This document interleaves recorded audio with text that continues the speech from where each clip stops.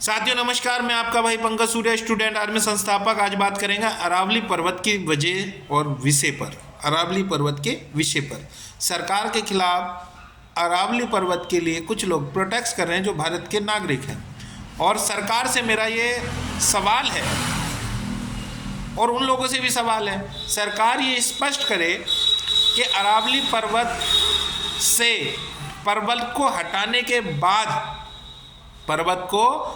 के बाद इस देश की जनता को कोई नुकसान ना होगा,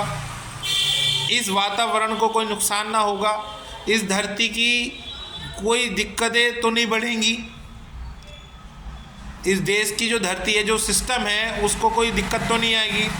और इस सरकार को क्या फ़ायदा है अरावली पर्वत हटाने पर? और जो लोग सरकार के खिलाफ प्रोटेस्ट कर रहे हैं कि हाँ भाई ये पर्वत नहीं हटना चाहिए, इसका नुकसान ये है, तो मेरा उन लोगों से भी अनुरोध है, मैं उनसे भी जानना चाहूँगा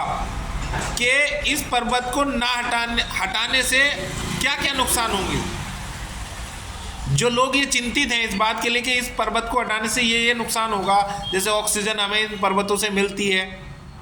और क्या नुकसान इससे हैं अगर ये पर्वत हटे, तो पर्वत हटने के बाद ये नुकसान हो सकते हैं। सरकार को इस पर चिंतित होना चाहिए,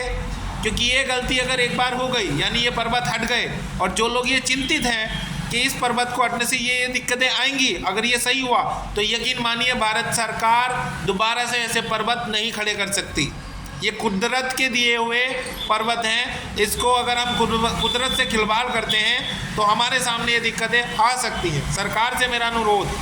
ये गलती सुधारी नहीं जा सकती, अगर हो गई तो इस पर पुनः विचार किया जाए, और जो देश की जनता जो इसमें प्रोटेस्ट कर रही है उनके सवालों का जवाब दिया जाए और उन्हें संतुष्ट किया जाए,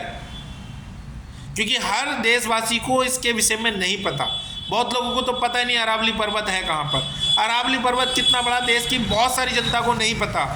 इसलिए मेरा अनुरोध, भारत सरकार डिबेट करे, भारत सरकार और इस देश के जितनी भी मीडिया चैनल हैं वो इस पर जो है सवाल खड़ा करें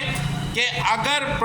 ये पहाड़ हटा, अरावली पर्वत हटा, तो इससे क्या सरकार को फ़ायदे हैं, क्या क्या फ़ायदे होंगे सरकार को,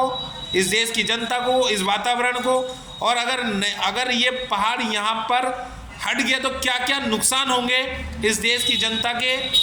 इस वातावरण को और इस सरकार को, ये स्पष्ट करें। क्योंकि हमारे देश की जनता देश छोड़कर नहीं भाग सकती। इस देश के जितने भी बड़े बड़े उद्योगपति हैं वो भाग सकते हैं, पर देश की जनता नहीं भाग सकती। इसलिए मेरा अनुरोध है हर देशवासी की तरफ से कि इस बात पर सरकार पुनः विचार करे और इस पर जवाबदेही करे, अन्यथा इस पर प्रोटेस्ट बढ़ेगी। जय हिंद, जय भारत, जय माता भारती।